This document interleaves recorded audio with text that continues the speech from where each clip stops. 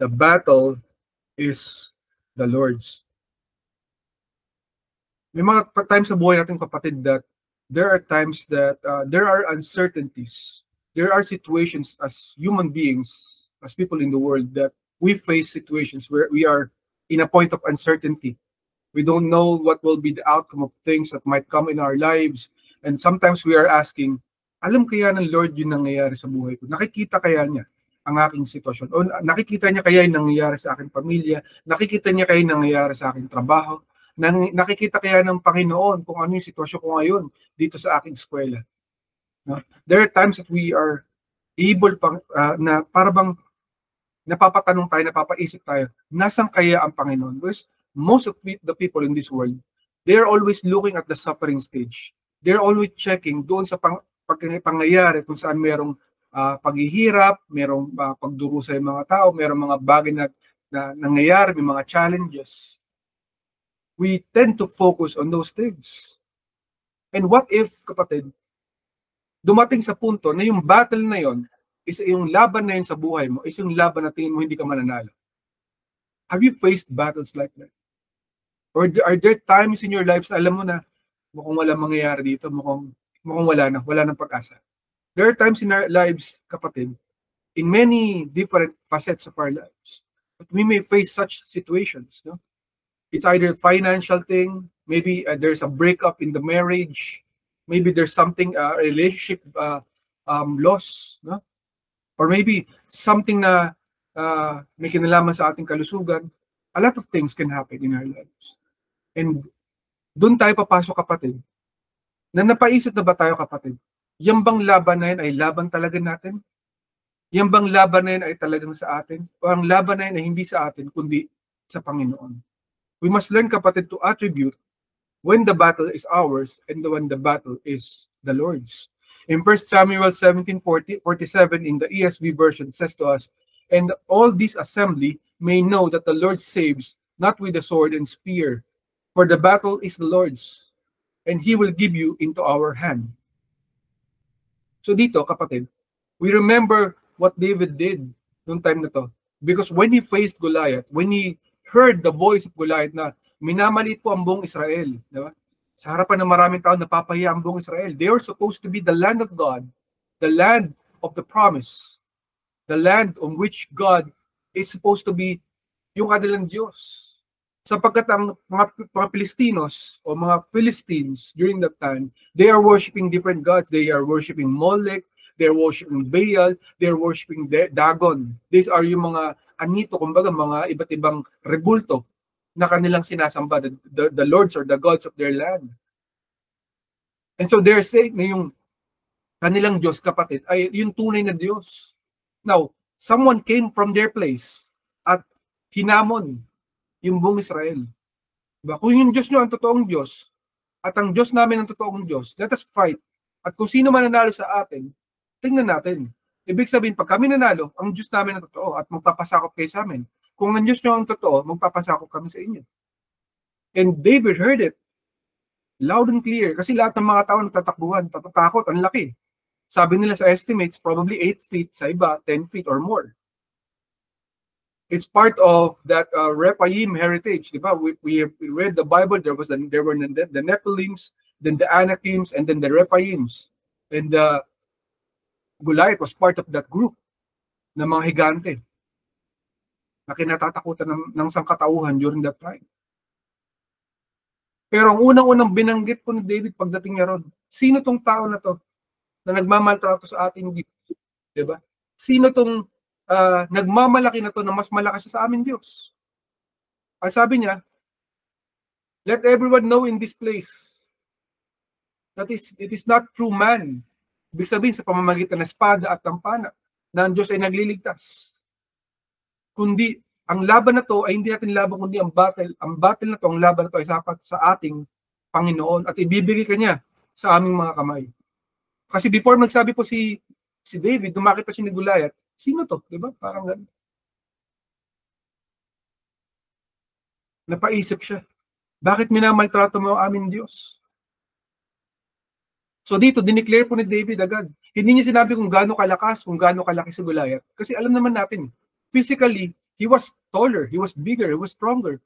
In all types of battlefield, mapa-games pa yan, mapatotoong buhay, you know kung ano po yung inyong kakayanan, di ba? Yung abilities mo. When you go through sports, pag lumabang ka sa basketball, alam mo kung dihado kayo kasi unari, sobrang laki ng kalaban, o kaya sobrang galing nila, mga champion na sila dati, and then nakalaban sila, well-experienced sila. There's that factor na you tend to use the human factor ng buhay mo, kapatid. And this is where the Lord is telling us that when the battle comes in, it is not our battle, it is His battle. Because normally, we look at our possibilities. Ano kayong possibility? Makakaligtas pa ba ako dito? Kung ang problema na ito, problemang financial, sinisingil na ako ng utang, baka makulong, baka may mangyari, baka ganito, anday mo nang naisip. Diba? Ganon din nung may sakit, may karamdaman, anday mo naisip, paano to? Paano yan? Paano to? Sabi ni Doc, sabi ni ganyan. According to statistics. Ako sa trabaho pa, paano to? Hindi na ako makakaligtas, baka ma-terminate. Diba? Ganyan, ganon. You tend to look at the features, the characteristics na meron ka sa sitwasyon mo, and yet you are not looking at the God factor. What can God do in the situation? So ito po yung unang-unang dineclare ni David. Kasi unang-una, nung nagsalita po siya, sa harapan ng maraming tao, there's a 13-year-old boy coming out to the battlefield na hindi naman talaga siya tinrain sa pakikipaggera. Pero ang unang-una yung sinabi niya, yung right bilang anak ng Diyos. Diba? Na ililigtas kami ng Panginoon. Karapatan niya bilang anak ng Diyos. Ikaw, kapatid, bilang anak ng Diyos. May karapatan ka. So when you are facing giants in your life, and you think that it is so impossible, remember to declare your right. I am supposed to be the head and not the tail. I am the lender and not the borrower. I am a son and daughter of God. God loves me. Sabi niya, He will never leave me nor forsake me. Ito yung mga pangako ng Panginoon. I will never abandon you. Call to me and I will answer you. Alam ng Panginoon natin na ating pinagdaraanan. Alam niya yung mga higante na finiface natin. Si David, yun po ang unang-unang ginawa niya. When into the battlefield, he saw a giant, he did not say, ang laki nito, sobrang laki, nakakatakot. No. What he said was, who are you para maltratuhin mo ang aming Diyos? Ang tunay na Diyos. The God of the heavenly armies. Yun ang sabi niya. Pangalawa, ano po yung dineclare ni David? Sabi niya, ililigtas kami ng aming Panginoon. Saving hand. He knows that God saves. Because He remembers. Kapatid, when you are facing something in your life, look back to your past. Tignan mo yung nakaraan mo. Tignan mo yung mga nangyari noon. Iniligtas ka ba ng Panginoon noon? Diba? Hindi ka ba pinabayaan ng Panginoon noon? Then, kapatid, remember, if God did it in the past, He will do it again in the future. The same God that you had today, yesterday, and forever is the same. Same characteristic. You have to know the character of your God. He is a saving God. Ang Diyos na tagapagligtas. Kaya siya Messiah, di ba? He is our Savior, the Anointed One, Jesus Christ. He comes to save. So David knew it beforehand, but bago pa yung laban, sabi niya, I have a right. Ako'y part ng Israel. Israel is God's land. Declare it in your life, kapatid. My life is the land of God. And God will save me. Because this is the character of God.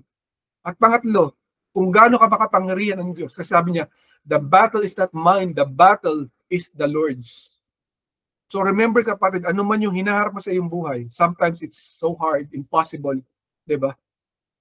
Pero paalala sa atin ng ating Panginoon in Luke 1:37, for nothing is impossible with God. We tend to look at the possibilities. What if, what is this, what if that, paano yan, ganun, di ba? Nakalatag agad lahat ng pwede mangyari. How about God? How about God? God comes to save. God comes to glorify Himself through your situation, kapatid. So when we face battles of magnitude with so much uncertainty, na feeling natin wala tayong pag-asang manalo, na wala tayong pag-asang makaligtas, remember the character of your God. And it is not your battle, it is the battle of the Lord.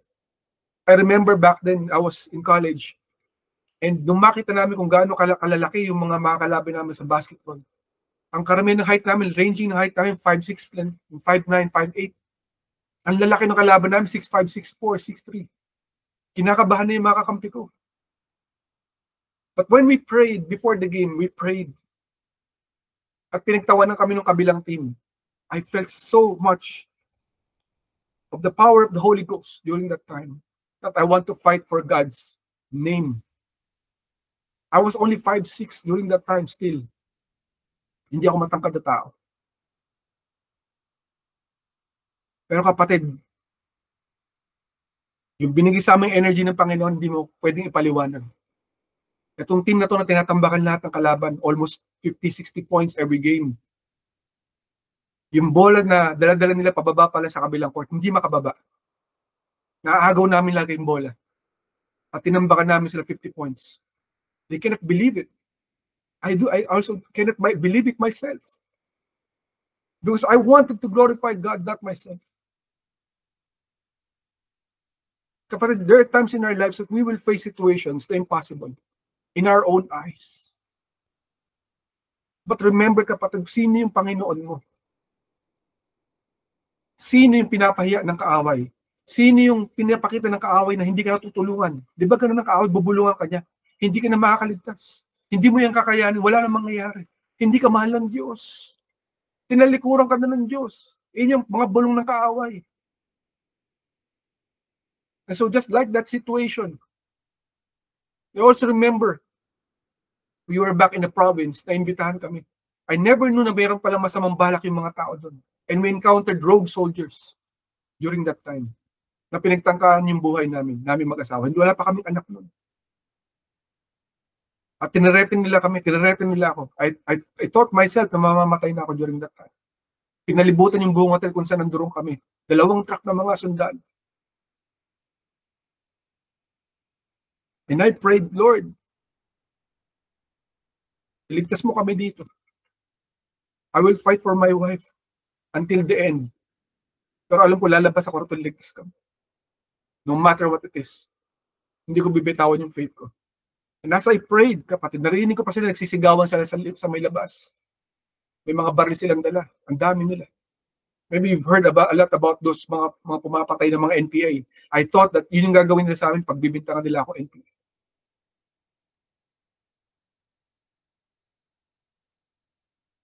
It was hopeless. But I prayed. I prayed to the Lord. And after 2 hours of praying, it was so silent. Pagbukas ko ng pinto, wala na silang lahat.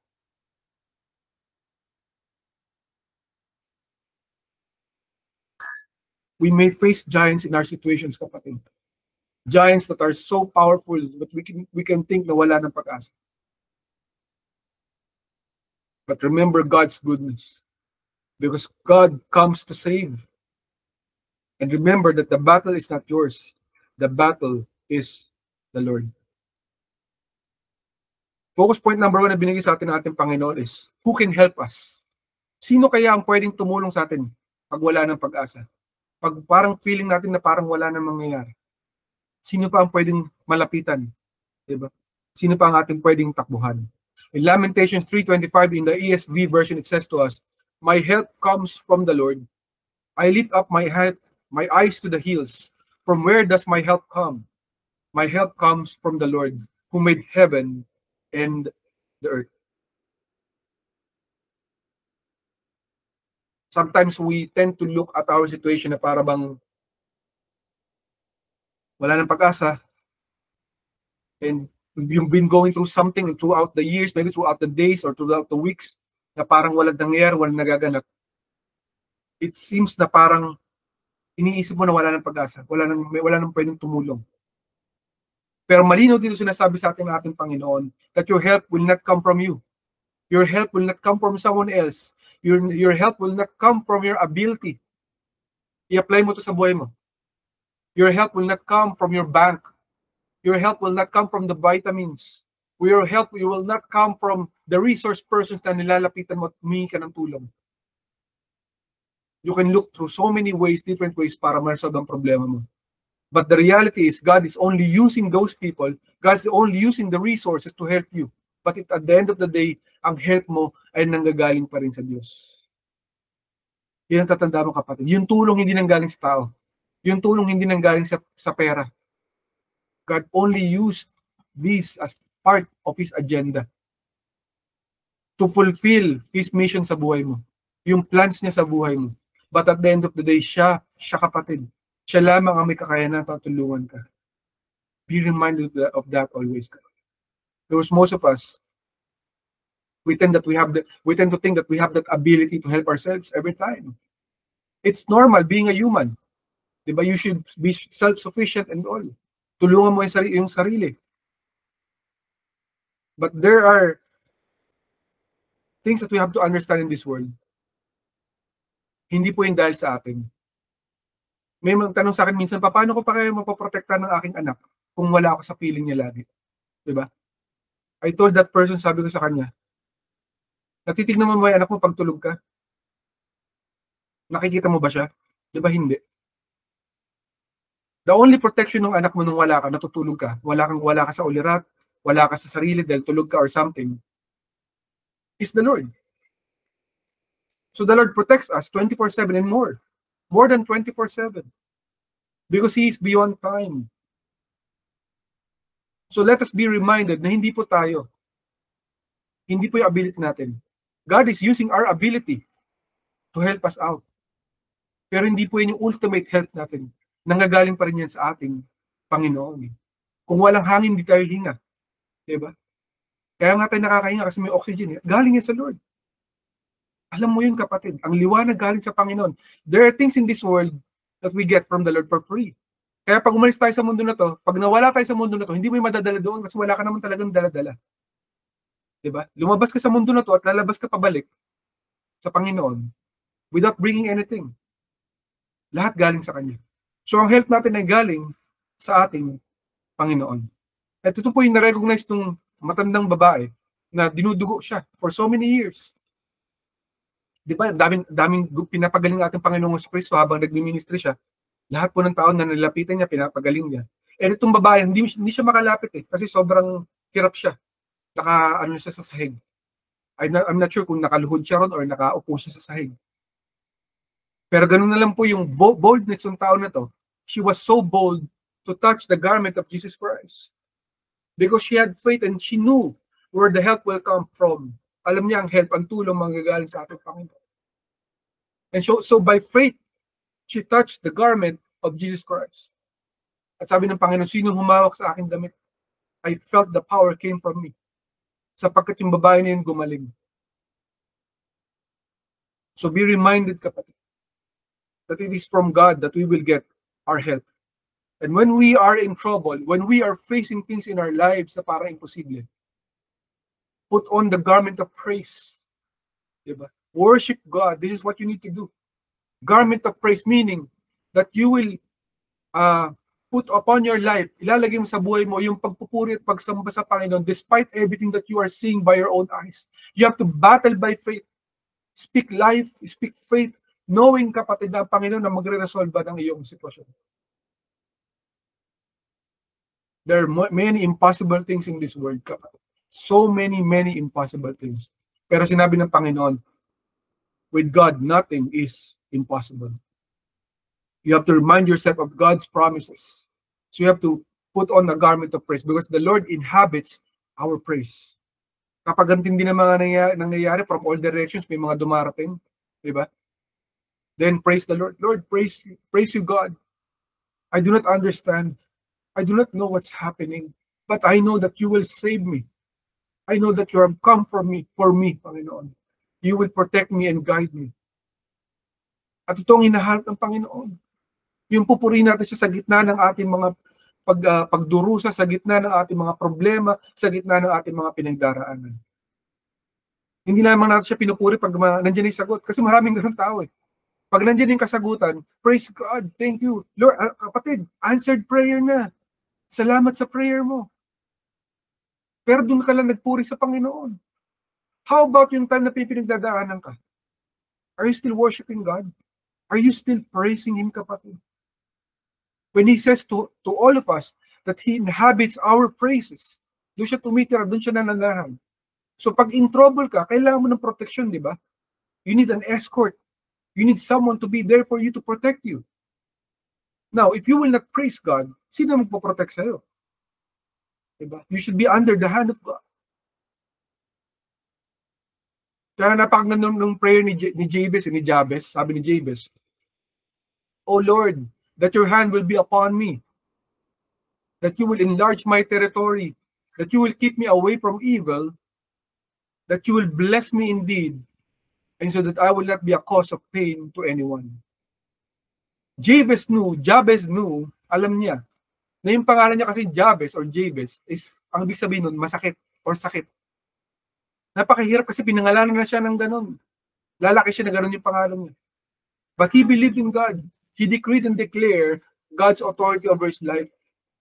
Na yung kamay ng Panginoon na magpoprotekta sa kanya, magde-deliver sa kanya at magre-resolve ng problema niya, mag-turn around ng kanyang sitwasyon.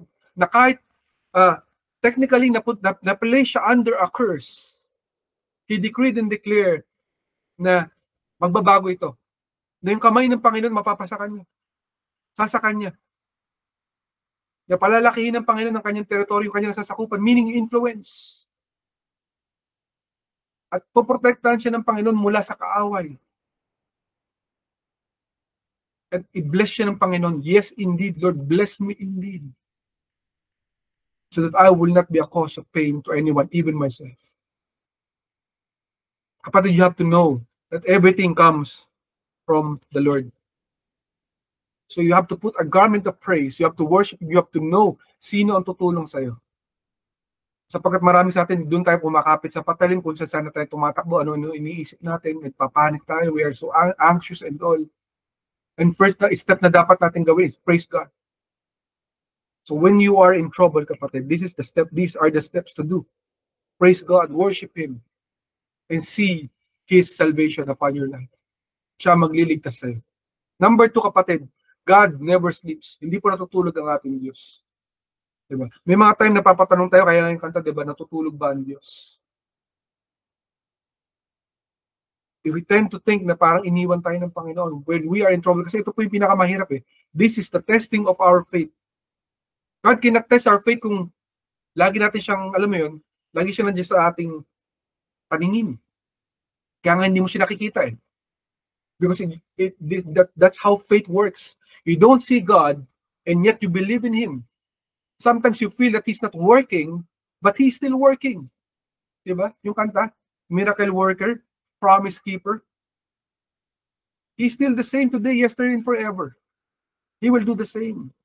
And yet sometimes we feel na parang abandoned tayo. Kaya nga yung kanta na Footprints in the Sand, diba? Napakaganda ng kanta na yan. Sabi sa Footprints in the Sand, Lord, sa mga lakad ko, madalas kasama kita. You've been with me all my days. Pero sabi niya, Lord, bakit in my hardest times, in the times, Panginoon, na kailangan kita, bakit hindi kita nakaramdaman? Bakit hindi kita nakita? Nung tinignan ko sa Lord, yung set ng footprints sa buhangin, dapat 2 pares ng paa mo at pares ng paa ko. Pero nung pinakamahihirap na pagsubok ng buhay ko, hindi ko nakita ang iyong mga paa. Nasaan ka, O God? At sinagot ng Panginoon sa kanya sa story na yun, anak, you thought that it was the set of your footprint. No. Hindi mo mga paa yun. Those were not your footprints. Those were my footprints because it was then, nung may hirap ng pinagdadaanan mo, I carried you. Binuhat kita sapagkat hindi mo kakayanin. God never sleeps, kapatid. Hindi siya natutulog. Minsan naisip natin ganun, but He never sleeps. Ito pangako niya, kapatid. Hindi niya tayo tutulugan. Psalm 121, 3-4 in the New King James Version says, He will not allow your foot to be moved. He who keeps you will not slumber. Ibig sabihin, hindi siya matutulog. Behold, He who keeps Israel shall neither slumber nor sleep.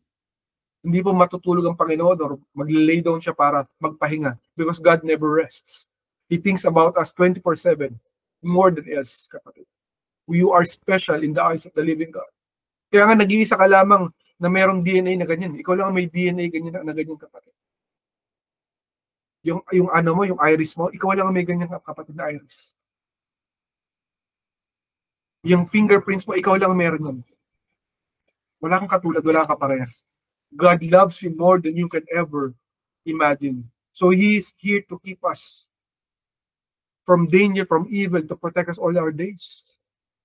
Kaya sabi ng Panginoon, hindi siya kailanman matutulog. Pangako niya, kapatid. And remember, kapatid, that God is a magnificent God.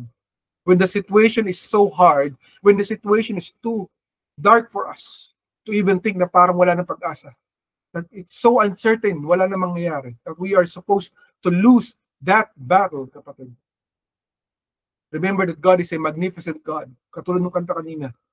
Pag sinabing magnificent, God is doing something beautiful. God is doing something excellent. And you will praise God after that. Kung gaano siya ka-magnificent sa iyong buhay. Time and time again, I can attest to it.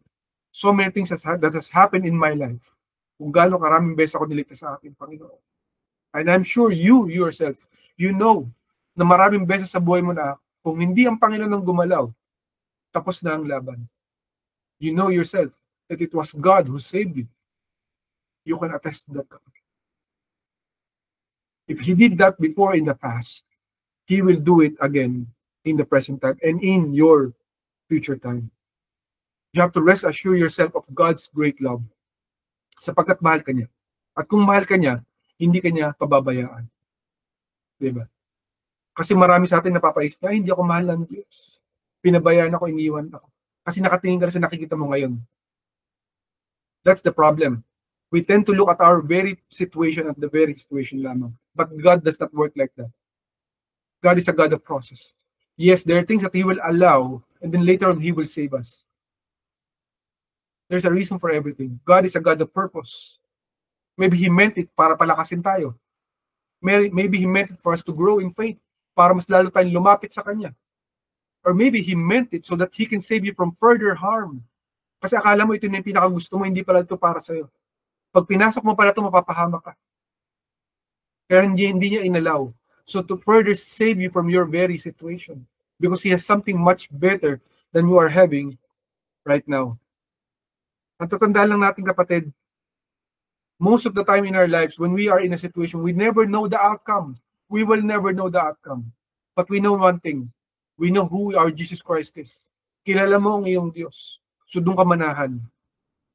Doon ka magkaroon ng confidence, knowing fully well that God is good and God loves you. And God is a redeeming God. God is a saving God. God will save you. Ganun po ang ugali ng ating Panginoon. And pang takeaway po natin for today na binigay sa atin nating Panginoon. Number 1, the weapon forms, but it will not prosper. Yes, there are weapons that will be formed against us. Sabi nga ng Panginoon, di ba?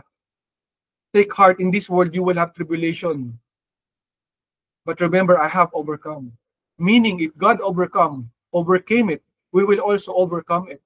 Because we are made to be overcomers. That's how God designed us to be. Sinabi niya, hindi lamang siya nagbuhat ng cross, pati tayo mga anak niya. As part of being a saint, going to sainthood. No? Kapatid, yung sainthood, hindi po ito yung mga santo natin sinasamba sa paligid-ligid. When you talk about sainthood, these are people na sinave ng ating Panginoon. Tayo po, from wickedness to sainthood, ganun po yun, ang plano ng Panginoon. From wickedness to righteousness, binabago ka ng Panginoon. Ganun po ang galaw ng ating Panginoon. So, sometimes God allows things to make us strong, to make us better, or maybe as a testimony to others who will also face maybe the same or maybe worse. Only God knows the reason. So we may never know the outcome, but God knows. Pero sabi ng Panginoon, and you take hold of that promise, kapatid. Whenever you are in trouble, kapatid, you speak the word of God. Di ba ganito po ang ginawa natin Panginoong Jesucristo? Nilapitan siya ni Satan. Kaya huwag kayong magtataka bakit may mga tao yumayaman na sobra-sobra. Sapagkat ibinigay nilang kanilang buhay kay Satan. It is true. Nasa Bible ito mismo si Jesus Christ nilapitan ni Satan, sabi niya, di ba? Tignan mo, nakikita ng yung mga mata, ibibigay ko sa iyo yan, sambahin mo lamang ako. Diba? Kaya lahat po ng sinabi po ni Satan ay sinagot pa ng ating Panginoon by the word. Diba? Bakit di mo subukan gawin tong bato na to na tinapay? Diba? Para makakain ka, para di ka nagutom. Kasi nag-fasting ka gutom ka. Sabi ng Panginoon, it is not by bread alone that man will live, but by every word that comes from the living God. So God is using the words of the Bible to speak against the attacks of the enemy. The enemy will try to decree and declare witchcraft. He will try to attack us with these schemes. O pagka nagkasala tayo, ipapaalala niya sa atin lahat ng ating kamalian. Gagamitin niya bilang sumpa laban sa atin. Now you counter-attack with the word of God. Diba? That's when you remember the promises of God. That it should not prosper. Diba? Yes, it will be formed. It might attack you, but hanggang dun lamang, hindi ka papayag. In the mighty name of Jesus, that weapon will never prosper. And number 2, God preserves His people. Ipe-preserve niya ang buhay mo. Iingatan ka ng ating Diyos. Things might happen, but He will protect you. He will be there to preserve you. And lastly, God is there to deliver from trouble. Alam niya ating pagdadaanan. Malinaw yan. Alam niya yun. But He will always deliver us. Pag tayo tatawag sa Kanya, lalapit sa Kanya, luluhod sa Kanya, alam niya yun. He will deliver His people. Yan po ang karakter ng ating Panginoon. In Psalm 121:7, in the 8-8 in the ESV version says to us, the Lord will keep you from all evil. He will keep your life. The Lord will keep your going out and coming in from this time forth and forevermore. So it's very important, kapatid, that you plead the blood of Jesus Christ over yourself and over your family. Saan ka man mapunta? Ano man ang pinagdadaanan mo, you always plead the blood of Jesus Christ over you and your family. Lord, anoint my family with oil, O God. I plead your blood over all of us, that you protect us from all harm, sickness, and pain, from all accidents, from all attacks, from all witchcraft, from all contracts, O God, from all curses. We are protected, O God, because your work is already finished on the cross. We are free from sickness. We are free from the shackles of sin, from the curse of sin, O God. So remember, kapatid, na ang Panginoon is there to preserve you, to protect you, to save you. In Psalm 121, in Psalm 91:14, 15, 16, in the New King James Version, it says to us, because He has set His love upon me, therefore I will deliver him. I will set him up on high, because he has known my name. He shall call upon me, and I will answer him. I will be with him in trouble. I will deliver him and honor him. With long life I will satisfy him and show him my salvation. Alam ng Panginoon kung gaano mo siya kamahal. Because bago mo minahal ng Panginoon, minahal ka niya muna. Naunang magmahal ang ating Diyos sa iyo, kapatid, sa ating lahat. Pero alam niya rin yung pagmamahal mo na meron ka sa Kanya, sa ating Panginoon. Kaya pangako niya, i-deliver ka niya. So kapatid, kailangan mong i-declare yung mga promises ng Panginoon. Hindi ito parang okay na yun. Alam na ni Lord yan, bahala ni Lord. That's not how it works. You have to ask Him. You have to pray to Him. You have to submit to Him your life. At pangako niya, kapag ikaw'y nagmamahal sa Kanya, He will deliver you. At hindi lamang po yung kapatid, ang pangako niya, He will set you up on high. Diba? Ilalagay ka niya sa pedestal. Ipapakita niya sa mga tao na ikaw ay Kanyang anak. Ikaw'y tatawag sa Kanya at sasagutin ka niya. At sa lahat ng troubles mo, kapatid, lahat ng problema, lahat ng challenges, He will be with you. Hindi ka lamang niya ililigtas. Yan ang pangako ng Panginoon. Kundi i-honor ka niya sa harapan ng maraming tao. At hindi lamang yon, His final promise in this chapter of Psalm 91 is bibigyan ka niya ng mahabang buhay. Diba? Isa-satisfy ka niya sa mahabang buhay niya at ililigtas ka niya. Kapatid, it's easy for us to think na wala ng pag-asa. But let us remember, kapatid, that when we fight our battles, you don't fight the battles with your own self. Yes, you are there. God is using you to fight the battles, but the battle is not yours. but the battle is the Lord's. So when you fight the battle with God in focus, in your mind, in your heart, in your soul. Na alam mo, katuwang mo ang ating Panginoon. So bakit ka makaliligtas? Bakit ka makakalagpas? Bakit ka makakasurvive? Bakit ka masusustain? Because kay God, si God ang bahala. Hindi ka niya iiwan ni pababayaan man. Sometimes we think that we are so surrounded with our situation na para ba napapalibutan na tayo from all directions of all the attacks. But remember kapatid, yung kinapanahon ni Elisha, kung paano po siya nag-pray na ipakita sa kanyang servant na sila hindi napapalibutan ng maraming hukbo lamang, kundi sila napapalibutan ng hukbo ng ating Panginoon. Remember that God has sent the angels of protection for you and me. He has God of heavenly armies to protect you from all harm, from all the attacks, para maingatan ang iyong buhay. Hindi mo alam kapatid kung saan ka pa pinaprotektahan ng Panginoon. We will never know that because we cannot see in the spirit, we can only see in the physical.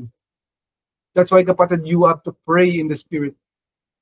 You have to look for God in the spirit. Because most of the times kapatid, we are just looking at the physical, but we are seeing in the situation. So, napakahirap, may sakit, may karamdaman, may problema. Diba?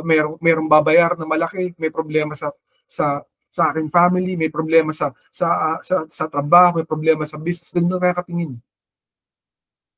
But God is teaching you to look that you are not surrounded by the physical only, but you are surrounded by the spirit. Because God is, sabi nga ng Panginoon, di ba? If God is for us, who can be against us? Pangako yun ng Panginoon.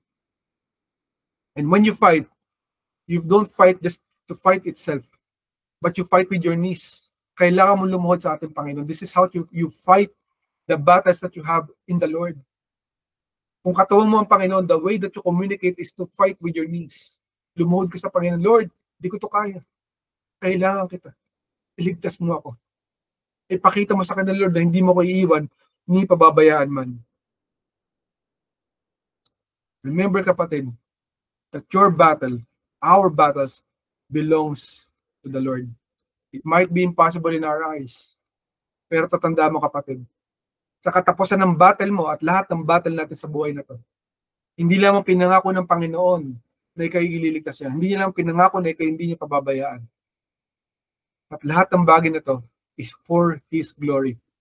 If God wants it for His glory, kapatid, for His own purpose, para siya mapuri at masamba ng mga tao, sa tingin mo papayag siya for His glory to be defeated? That you are to be defeated? That you are to lose everything? At wala siyang gagawin? No. If it is for God's glory, remember, it will end in victory. It will end in your salvation. It will end in God's saving grace. Kaya tatandaan mo kapatid, ang battle na yun ay hindi mo battle. That battle is the Lord's. Remind yourself again, the battle belongs to the Lord. Yan po ang mensahe ng ating Diyos na buhay. Salamat sa pagkakabasa ng kanyang salita. And maybe kapatid, this is the first time that you're listening to this broadcast. You might not know me. You might not know Ancient Doors Church. And worse, baka hindi mo pa kilala ang ating Panginoong Jesucristo. Kapatid, in this lifetime, there are things that we cannot really control. At isang bagay dito ay ang kamatayan. Pag tayo nawala sa mundo na ito, wala tayong magagawa. It can come anytime. It can come in 100 years or something, or another day. We don't know. Pero ang tanong kapatid, pag tayo nawala sa mundo na ito, sigurado ka pa kung saan ka pupunta pagkatapos ikaw mawala sa mundo na ito? Are you sure that you are going to heaven and not to hell when you die in this world? No, kapatid, if you are not sure, I urge you kapatid, you have to do something para makarating ka sa langit balang araw. How do you do that? You have to believe that Jesus Christ died for you on the cross 2,000 years ago to save you from your sins, all of us, to save us from our sins. He gave this as a free gift for all of us. Para hindi na tayo pupunta sa impyerno or sa hell, kundi sa langit balang araw. You have to believe in Him. You have to receive Him as Lord, God, and Savior. If you would declare that with your mouth, with all your heart, with your mind and your soul today, and you will ask for forgiveness sa lahat ng iyong mga kasalanan, then you will receive the free gift of salvation to go to heaven one day. If you want to receive that, kapatid, pray with me. Samahan mo ko manalangin at tanggapin mo ang salita ng ating Panginoon ang kanyang kaligtasan. Let us pray. Heavenly Father, Heavenly Father, ako po'y lumalapit sa inyo. ako po'y lumalapit sa inyo. Patawarin mo ako Tawarin mo ako sa lahat-lahat ng aking mga kasalanan. sa lahat ng aking mga kasalanan. Hindi po ako karapat-dapat sa iyong harapan. Hindi po ako karapat-dapat sa iyong harap. Jesus, Jesus, tinatanggap kita tinatanggap kita bilang Panginoon, bilang Panginoon, Diyos at tagapagligtas ng aking buhay. Diyos at tagapagligtas ng aming buhay. Tinatanggap kita Tinatanggap kita ng buong puso, ng buong puso, isip at kaluluwa. isip at kaluluwa. Salamat, Panginoon, Salamat, Panginoon, sa kaligtasan na regalo mo. sa kaligtasan na regalo. Alam kong makakasama kita Alam ko makakasama kita sa langit balang araw. sa langit balang. Habang nandirito ako sa lupa, Habang nandito ako sa lupa, tulungan mo ako magbago. tulungan mo ako magbago. Salamat, Jesus, Salamat, Jesus, sa pagkamatay mo sa pagkamatay mo sa krus ng Kalbaryo sa krus ng Kalbaryo at pagkabuhay muli at pagkabuhay muli pagkatapos ng 3 araw. pagkatapos ng pagkamatay. Ikaw na aking Panginoon. Ikaw na ang aking Panginoon. Ito ang aking panalangin Ito ang aking panalangin sa matamis sa pangalan ni Jesus. sa matamis na pangalan ni Jesus. Amen, amen at amen. Amen, amen. If you prayed that prayer, kapatid, congratulations sa iyo. God loves you more than you can ever imagine, and God wants to work on your life. If you want to know more about Jesus Christ and you want to know more about this salvation and how you can have a working relationship with Jesus Christ, I urge you, kapatid, na i-reach out mo kami sa Ancient Doors Church social media platforms, and we will be more than glad to help you out. Congratulations sa iyo, kapatid.